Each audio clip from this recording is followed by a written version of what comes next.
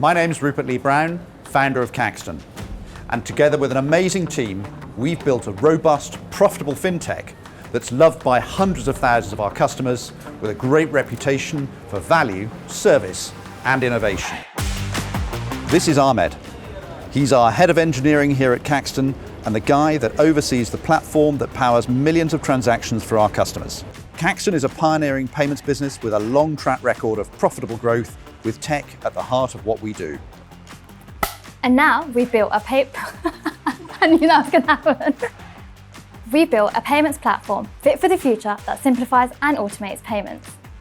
Our success is down to our amazing people, our powerful technology, and of course our customers. Over to you, Fran. Thanks, Ed. Today they rely on us to deliver millions of payments safely and securely. And it's my job to make sure that the money is safe and secure because as an FCA-regulated company, we're required to protect our customers' funds. We're now accelerating our business, starting with our team, hiring the brightest minds in tech, product, marketing. We've always known that our people are our biggest asset. Our tech really is at the heart of CAXTON. Now pay attention, here's the science bit. Microservices architecture, RESTful APIs, fixed connectivity direct to the banks, a cloud-based data warehouse, and an amazing data science team. It's not that complicated. So that's one platform for every payment. Sorry, I forgot.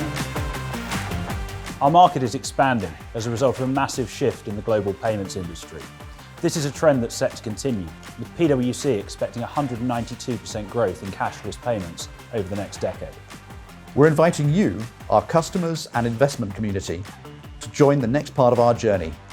Our plans are ambitious but achievable. With a proven platform, a strong brand, a wealth of experience and a great team, we aim to capitalize on the market opportunity ahead of us. Join us on our journey as we shape the future of payments. It's our turn now.